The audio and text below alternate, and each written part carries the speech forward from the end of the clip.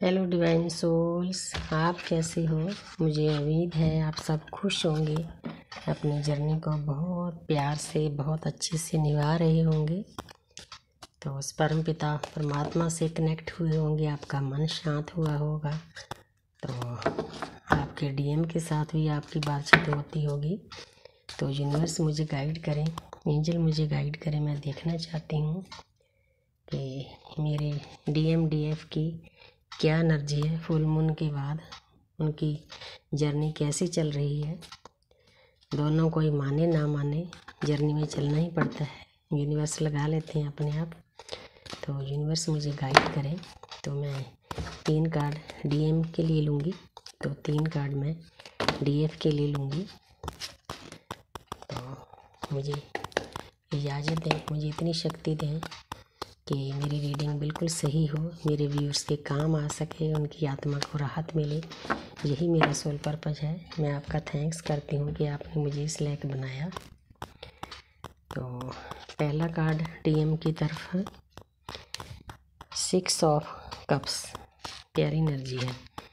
दूसरा as of wands और तीसरा है किंग ऑफ स्वॉर्ड्स।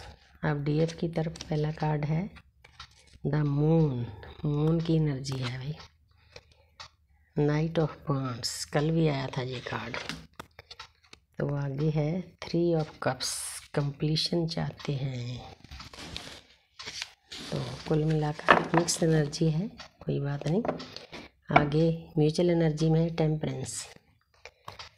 दोनों क्या सोच रहे हैं, तो अब देखो मैं बताती हूँ। ये हैं डीएम के कार्ड, तीनों डीएम के कार्ड हैं।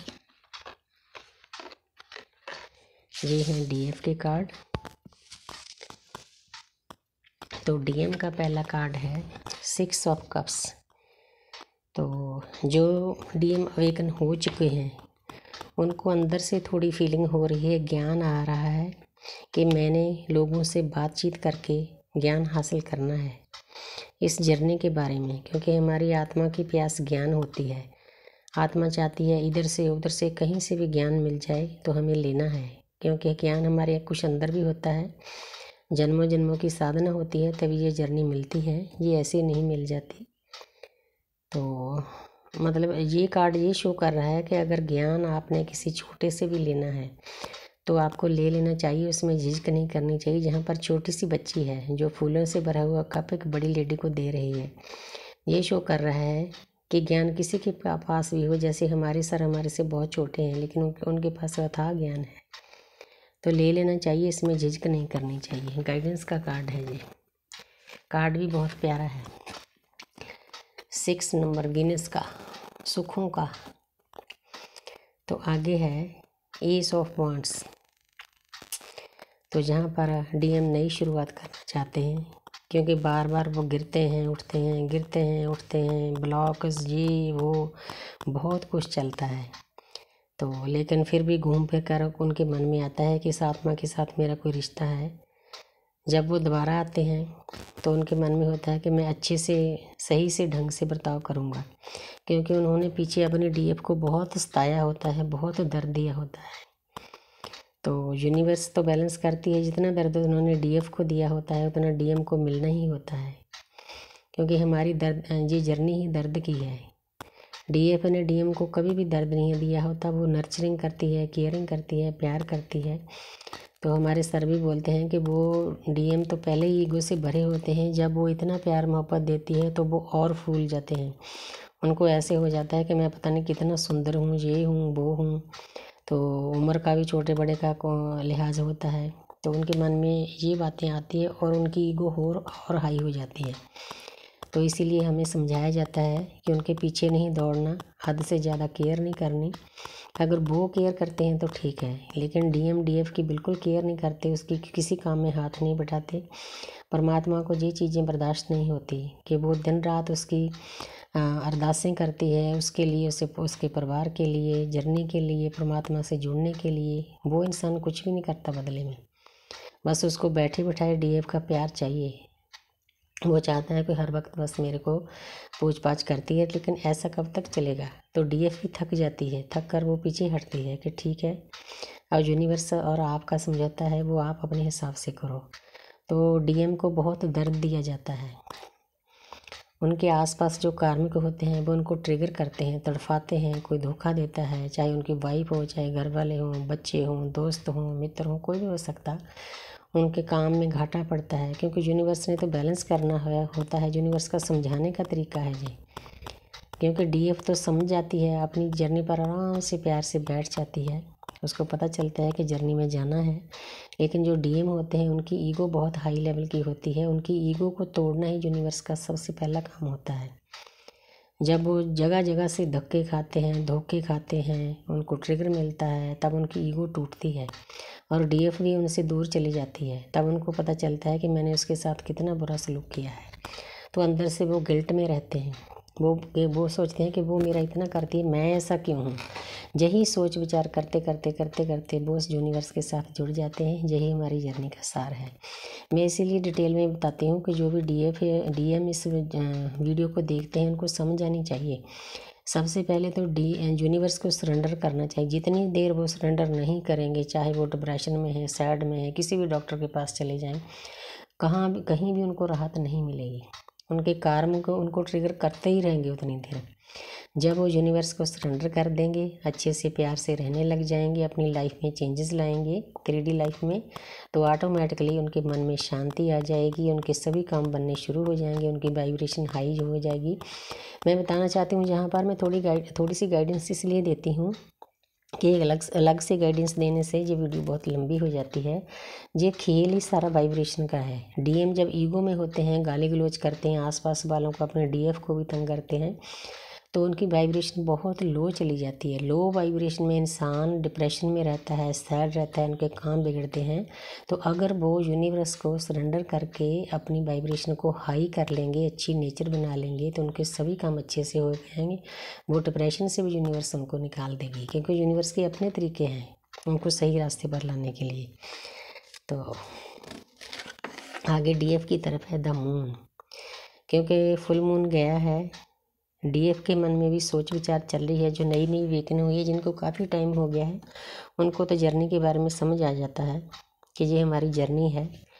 डीएम उनके पीछे लगे ना लगे, यूनिवर्स अपने आप लगा लेगी। उन्होंने अपनी जर्नी पर चलना होता है, वो समझ जाती है। जो नई वेकन सोल है उनको समझ में नहीं आता, वो सैड होती है, सोच विचार चलती है। हाँ, सोच विचार करने से ही हमारी जर्नी अंदर से कवर होती है। हमें ये देखना होता है कि हम कौन हैं, कहाँ से आए हैं, क्या करने आए हैं इस दुनिया में। यही बातें हमारे को उस परमपिता परमात्मा से मिला देती है। तो अच्छी एनर्जी है, चाहे थोड़ा सैड है, सोच विचार है, लेकिन एनर्जी अच्छी है। तो आगे नाइट ऑफ वांड्स, जिनको इस जर्नी के बारे में मालूम हो गया, वो अंदर से भी खुश हैं कि परमपिता परमात्मा ने हमें चुना है पूरी प्रकृति का भला करने के लिए। वो फास्ट चलना चाहती है, लेकिन मेरी प्यारी प्यारी डीएफ, इस जर्नी में फास्ट नाम की कोई चीज़ नहीं होती। हमने आराम से प्यार से बैलेंस रहकर चलना है। चलो ज़रूर, लेकिन चलो ध्यान से, आस्ते आस्ते, स्टेप बाय स्टेप हमारी जर्नी आगे जाती है। हमारे सोचने जहाँ हमारे कहने से कुछ नहीं बनता। ये यूनिवर्स का खेल है। यूनिवर्स जैसे चलाएगी बस उनको सरेंडर कर दो, अपने आप उस आपको सब कुछ देंगी। आगे जो डीएफ है वो कंप्लीशन चाहती है, वो अपनी ज़िंदगी में प्यार मोहब्बत सभी चीज़ें चाहती है। तो ये कार्ड दुनियादारी की खुशी को भी शो करता है कि जो डीएफ डीएम की मैरिज हो जाती है, जहाँ वो अच्छे से रहने लग जाते हैं, उनके डीएम अच्छे से समझने लग जाते हैं, उनको इस जर्नी में परमपिता परमात्मा की जर्नी में साथ देने लग जाते हैं, तो वो बहुत खुश होती है। दुनिया लोगों के साथ वो सेलिब्रेशन भी करती है। लेकिन दूसरा इस कार्ड का ये मतलब है कि एक डीएम है, एक डीएफ है। जब वो जर्नी में इकट्ठे हो जाते हैं, जिनका शादी का कॉन्ट्रैक्ट होता है वो शादी कर लेते हैं, दूसरे वैसे ही दोस्ती में रहने लग जाते हैं। तो वो तीसरा उनके यूनिवर्स उनके साथ सेलिब्रेशन कर रहे हैं, परमात्मा उनके साथ सेलिब्रेशन कर रहे हैं। कितनी प्यारी एनर्जी है। तो मैं दोनों को ही बताना चाहती हूँ कि ये एक बहुत प्यारी जर्नी है। अगर आप प्यार से, ध्यान से, बैलेंस करके चलोगे तो आपको कोई दुख दर्द नहीं दिया जाएगा, आपको इतनी खुशियाँ मिलेंगी। डीएम को भी समझना चाहिए कि डीएफ उसकी इतनी केयर करती है, वो यूनिवर्स को सरेंडर करे, उसका साथ दे।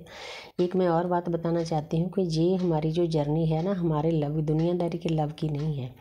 जब भी दोनों मिलते हैं, दोनों को उस परमपिता परमात्मा का ज्ञान एक दूसरे से बांटना चाहिए, बातें करना चाहिए। अगर वो बातें नहीं करते, क्योंकि डीएफ तो बहुत चाहती है, क्योंकि मेरा अपना एक्सपीरियंस है, वो तो बहुत चाहती है कि उसको ज्ञान दे, समझाए उसको, लेकिन वो नहीं समझता। वो इतना ईगो से भरा हुआ इंसान होता है, वो दुनियादारी में पैसे के पीछे भागते हैं। हाँ, कुछ मजबूरियाँ होती है, हमने पैसा भी कमाना होता है, लेकिन इतना भी क्या दौड़ना कि 24 घंटे में परमात्मा को 10 मिनट भी ना दें। तो ये बात बुरी होती है डीएम की। डीएम को बहुत मुश्किल होता है उस आत्मा को इस तरफ लगाना, तो इसलिए उनको लगना चाहिए, सरेंडर करना चाहिए, बस थोड़ी सी परमात्मा से जुड़ना चाहिए सवेरे शाम, तो उनकी ज़िंदगी में भी शांति आ जाएगी, उनके डिप्रेशन भी दूर हो जाएंगे, डीएफ भी खुश हो जाएगी, ऊपर वाला भी बहुत खुश होगा। तो कुल मिलाकर बहुत प्यारी जर्नी है, अगर सही से चला जाए तो। थैंक यू यूनिवर्स इतने अच्छे से गाइडेंस देने के लिए बीच बीच में। टेम्परेंस, तो ये कार्ड शो कर रहा है कि अगर डीएम डीएफ मिल के चले तो इस पोजीशन को हासिल कर रहेंगे। देखो कोई लेडी है, कितना अच्छा उसने गाउन डाला हुआ है, चारों तरफ खुशियां हैं, ऊपर से यूनिवर्स के प्यार की वर्षा हो रही है, ब्लेसिंग है, और वो 2 कप लिए हुए उनको बैलेंस कर रही है। तो नीचे पानी में खड़ी है, उसका मन शांत है, तन शांत है, आत्मा शांत है, ऊपर ज्ञान है, क्राउन पे देखो कितनी लाइट है। तो हमने इस पोजीशन को हासिल करना है। मैं डीएम डीएफ को दोनों को बताना चाहती हूँ कि हम अगर सही से अपनी जर्नी को चलाते हैं, ये पोजीशन यूनिवर्स हमारे को दे देंगे। कितनी प्यारी एनर्जी है परमपिता परमात्मा की। Thank you universe, thank you angels, God bless you, I love you all.